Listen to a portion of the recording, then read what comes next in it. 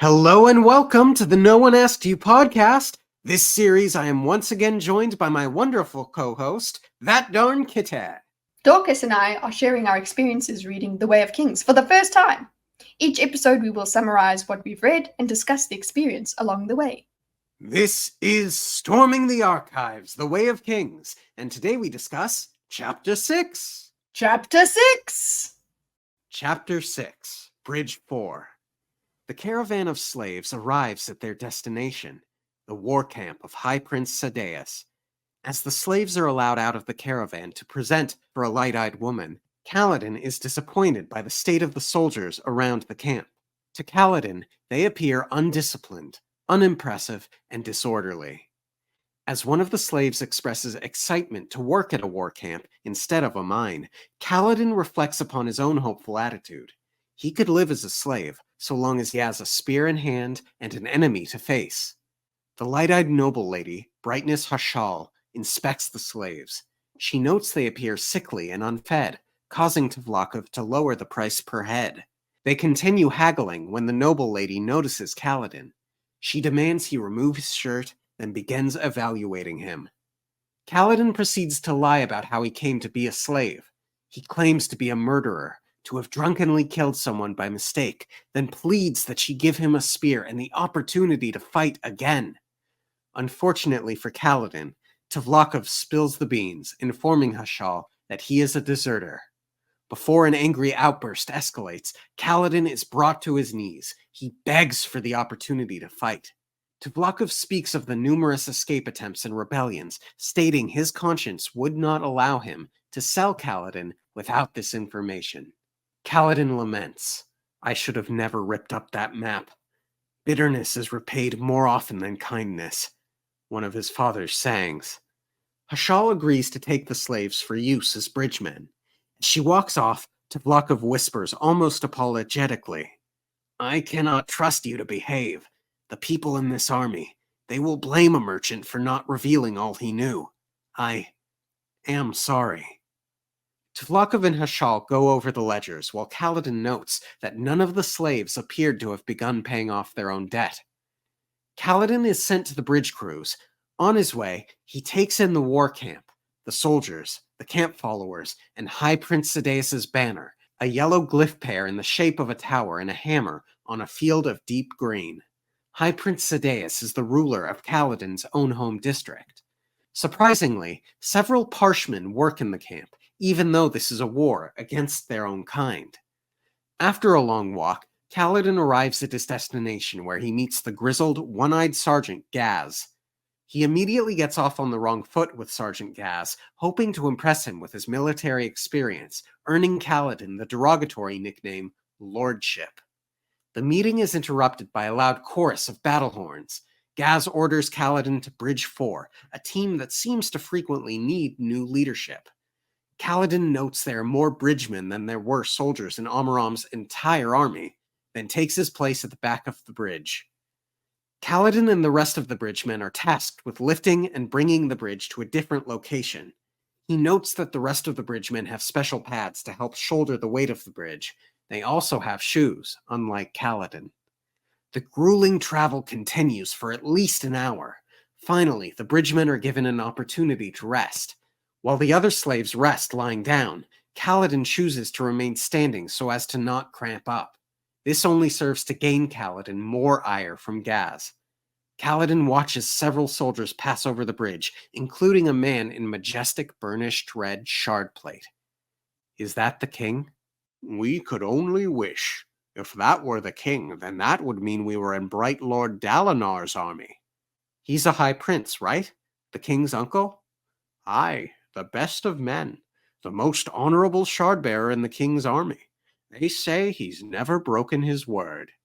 Kaladin is skeptical of Dalinar's reputation, but before he can think too deeply on the topic, he's called back to the bridge. Dismayed, Kaladin learns that they aren't nearly finished with their task. A slave warns him to be grateful they aren't done yet. Arriving is the worst part. The bridgemen continue their work at least a dozen more times. Through it all, Kaladin becomes worn, bloodied, and scarred. His hatred for Gaz grows, but through the hatred and fatigue, Kaladin continues on, considering it a way to get back at Gaz. Finally, they hone in on their destination, the site of the battle. Gaz issues a confusing new order, telling Kaladin that newcomers go to the front of the bridge now. He enjoys being at the front, for a time. Once they reach the battle site, once Kaladin sees the enemy Parshendi with their arrows knocked, once he hears his fellow slaves cry out in horror, Kaladin realizes that the bridge crews have been lined up as arrow fodder. They're expected to die. The Parshendi fire their arrows not at an arc, but directly into the rows of slaves lined up in front of them. Kaladin's fellow slaves begin to fall, absolutely horrifying him. The battle is brutal, but before it ends, Kaladin passes out. Sometime later, Kaladin is woken up by a shock of energy and a pleading voice. Kaladin, they're going to leave you. Get up. You'll die. He reluctantly gets up and asks the Windspren her name. As he waits for her answer, he grabs some shoulder pads and boots from the corpses of nearby fallen slaves. Sylphrina. Sylphrina. Syl. That's amusing. It appears that I have a nickname. Gaz, shocked that Kaladin survived, orders him to get to work lifting the bridge or stay behind and die. Slowly but surely, the bridgemen begin their long trek back. End chapter. Summarized well. Thank you. Yeah, a lot happened. A lot of very important things. So, woo. I highlighted like basically 2 or 3 things every page. Yes, I'm using the Kindle version, so I can do that. I'm not sitting with a highlighter. Relax. Oh, man. Well, I did say that Kaladin would be in for a rude awakening when he gets there. Yeah, we expected that. We were like, because he had this idealized version of what this fighting would be like, and it was highly unlikely that that's what it would be. Yeah. As glorious and orderly as he thought so, and yeah, here we go. Called it. Yep. Though we got here in a slightly different way than we had expected. Yeah, slightly. Yeah, and right from the start, he notices that there's disorderliness. He's dissatisfied immediately. Yeah. One of the early things that had me yelling at Kaladin is when the noble lady was inspecting him and talking to him. Why doesn't he say that he's a doctor? Because are you really, even if you're a deserter, are you really going to send a doctor with that training and expertise to be arrow fodder? That could have gotten him into a very good position. And Tvlakov, who said he had to be honest, knows that Kaladin does know at least a little bit about healing issues. Yeah, it is part of his unique selling point. So he should have tried. I mean, like he even had that thought about the saw on her lip, what he would put on it and whatever. Like he had that thought. It was immediate, but he just I don't know. He just thinks of fighting more. I mean, he just is so desperate to have a spear in his hand, because then again, if he does bring up the doctor bit, I don't know what this army is like. Maybe just being a medic doesn't let you fight, and he just wants to be a soldier. Yeah, but damn it, the army needs medics. Oh, you don't get the glory on the battlefield. Well, cut off a soldier's leg. Amputate. That's important too. Yeah. No, but he's very what do you call it? That's one of the main characteristics we get shown to us a lot of times in this chapter is he just so badly just wants to fight. That will be a meaningful life, which I'm wondering if that's ever going to be as fulfilling as he thinks. I doubt it will be. Yeah. He thinks that that's all he wants, but I really don't think it's enough.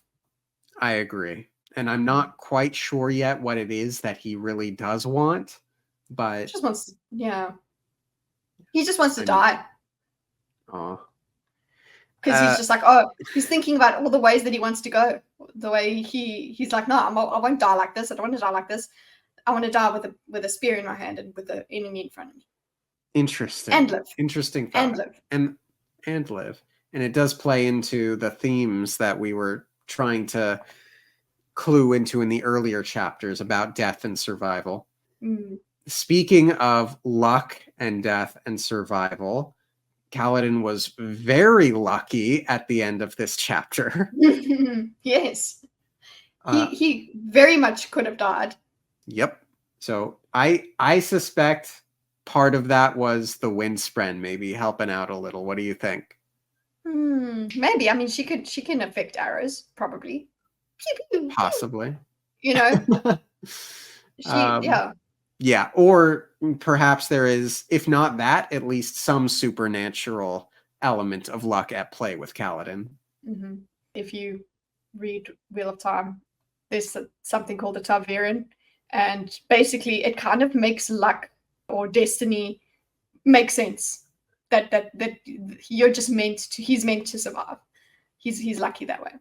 Yeah. He has a destiny to fulfill. Yeah, so everything around him will shape itself such that he survives. And he will go through all of the things he needs to go through to be the person that becomes the hero. Yeah. We get a man in red shard plate. Yes. Very majestic again. Yep. And we get a mention of Dalinar. Now, I do know that Dalinar will be a very important character in the book from the way people have spoken about him. And it seems like he has a very good reputation. And we've had Kaladin have naive perceptions of the fighting going on here, but he actually doesn't have a naive perception when it comes to Dalinar. He's like, I doubt that. He's very jaded. Yeah. Yeah.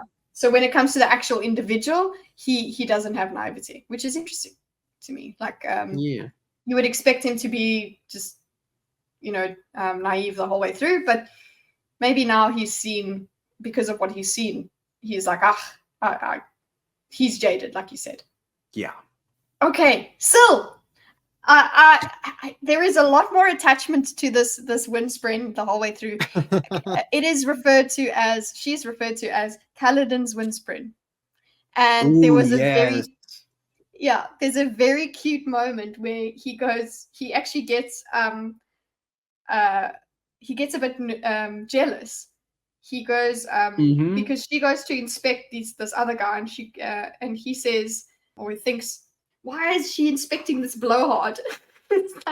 He's like and she's so funny how she does it. So Gaz is this one-eyed, scarred person, and Sylphrina just goes up and not mocks him, but like shuts one of her own eyes and makes a face. It's very adorable. Very she is adorable. Yeah, exactly. And I just need to find the way that he says it, because that also made me I'm like, yeah, you're attached to her. She's cute. For some reason, seeing her made Kaladin smile. Gaz misinterpreted the smile. Oh, so he also smiled at the wrong moment because of her. He smiled literally. He smiled out loud, if you know what I'm saying. Kaladin felt a moment of jealousy. Why was she bothering that blowhard instead of Kaladin? So it's like, why is she even bothering with him? Like, come to me and bother me. I like her. I like you bothering me. So that was one of my favorite parts of this, is just their attachment growing. And also one of the cutest lines as well is you say, well, that's amusing. She has a nickname. She's also figuring this out about herself. She doesn't just have this memory that she can now, that she just brings up on her own. You have to ask her questions, and she might know the answer. She might not. Yeah. And I mean, still, she didn't realize she had a nickname. That also makes you wonder if there's some sort of backstory to that, or it was just made up as she was thinking it. Does that make sense? Yeah, I don't feel like it was made up as she was thinking. It was like, oh, she just suddenly remembers. She's like, oh, yes, do I have a name? The way that it's brought to you, she goes, a name, and she walks around. She walks around in the air. she was in the shape of a young woman, and then she says Safrina. Like, I enjoyed that. Yeah. It reads to me like she's remembering it from like a ghost would. Like she's not too sure what her consciousness is, but if she is asked the right question, she can remember it. And then more comes back to her. She goes, "Oh, Syl, that's amusing. I have a nickname." And that's the fact that she goes, "That's amusing." It's like she's just remembered it now that she has that. Yeah. So she's my favorite so far. Let me ask you, is there any part of you that wonders whether or not she is actually a Spren, since she is so different from every other Spren? Like maybe she's something else entirely with amnesia, and she's obviously very Fey, but categorically different. Yeah, I'm wondering. I can't answer you as to whether she is not a Spren at all. Like as in a wind. She's not a wind Spren. So she's a Spren. We've got emotional Spren or whatever. She's a spirit. And she's got certain abilities. He's just decided she's a wind Spren. You know, which seems to be like it's got to do with the wind. Yeah. But maybe they just don't understand exactly what wind Spren are. Wind Spren are just souls. Just lost souls. Yeah. She's just a very powerful soul. So she's got, like, I mean, just the usual what do you call it? Supernatural thing is like, oh, the more powerful, the more vibrant the spirit was when alive, the more vibrant the spirit will be afterwards. So yeah. In a moment of sadness for Kaladin, first he tried with Brightness Hashal to act all soldierly, and it almost worked. And then he tries to act all soldierly with Gaz, and it's like, nah, not that work. Just calm down. Be a slave. Be a person. Just don't stop bringing that main character energy. Yeah, just we know you're the main character. They don't. So yeah, it makes sense that he's like lordship, and he was supposed to die. It's like Gaz is upset because damn it, this guy didn't actually fall. Yep. What are the odds that he becomes the captain of the Bridge 4 crew? I think they're pretty high. Like I feel like he's going to improve. This is the kind of character we've been shown, is that he just perseveres and makes things better. Actually, it just reminds me of who Ellen's supposed to be. That everything is better with him. Everything will be improved. I do see weaknesses in Kaladin in that he's too much, for the fight. He's a lot, okay? But that helps in this situation. You need to be a lot when you are going through a lot. Yeah. A lot of people die. I'm thinking what are the odds? Let's ask now, because I'm like, oh, okay, Kaladin improves everything. Does Kaladin come up with some cool plan that's going to save a lot of the bridgemen? Is there some way that he can make them die less? I feel like that's part of how he's going to come to leadership, is that he's actually going to make it more efficient. See, I feel like he's going to try, or he's going to have really good ideas, and Gaz is just going to be like, no. Yeah. Yeah. Makes sense, yeah. The Parshendi are pretty cool, though. I really like how they were described. Mm-hmm. Horrifying in terms of like Kaladin's POV, but they outside of that, they're intriguing, and I want to know more. Also, sorry, just in terms of big thing. Sorry, they fought over a certain plateau, right? Mm-hmm. In this battle, it seemed exactly like the ones they'd crossed. The only thing that was different here was that there was a large lump of something in the center of the plateau. It was like an enormous rock bud, perhaps some kind of crystallis or shell, a good 20 feet tall. So what is that? Hello? Are they fighting on a thunderclast? Yeah, I don't think so, because they know those things. I suppose. And it seems like they move a lot more. This is more like, maybe, I don't know, whatever. But the point is, it seems like that was and it's hacked open as well. So I feel like that's going to come back at some point. Yeah, maybe it's a resource. Well, maybe it's a resource, or something. Yeah, it's like a giant money crystal thing. I mean, it's 20 feet tall. Someone's going to be rich. If that's the case. So it's mentioned. So I'm just like that. I want to see what comes up with that. Yeah. And also, it seems like, oh, we are in for a lot. Like from this, I love the way I've got another highlight. I'm sorry. He thought that there was nothing more life could do to him, nothing worse than the slave's brand with the shush, nothing worse than losing all he had to the war, nothing more terrible than failing those that he'd sworn to protect. And then the last line is, then it appeared that he'd been wrong. There had been something more they could do to him. One final torment the world had reserved just for Kaladin, and it was called Bridge 4. So, like, this is it's not going to go well. This is not going to go well. No, it's like not. Yeah. He's still in for some much harder times. Yeah, like I see that the odds of him coming through it and really conquering it and getting that leadership and things like that, I'm thinking that does eventually happen, but it very much says, yeah, no, it's not going to be a good time. A nice little detail noted here is that there are stone barracks that have been made through soul casting, which we learned about in the last chapter, so I liked that. Oh yes, absolutely. Good reminder there. Are there other spren to take note of? Oh yeah, so everyone knows I made an official list, and from now on, as spren are mentioned, we're going to be writing down the colors. So I had proposed that idea, I think, in the chapter 1 episode, and it totally slipped my mind, but that is officially happening now. So we've got violet spren. There was orange or fear, I think it was. Anticipation spren. That is quite a tongue twister. Indeed. Yes, like red streamers. Anticipation spren are red streamers. Yeah, are red. Anticipation spren. Here, let's add it to the list. Talon Lat Elin, bearer of all agonies. So it's like a prayer that they pray to the heralds, and that was I remember Talon Lat was one of the names. Yeah. That we spoke about in the beginning. So I don't know. Good connection there.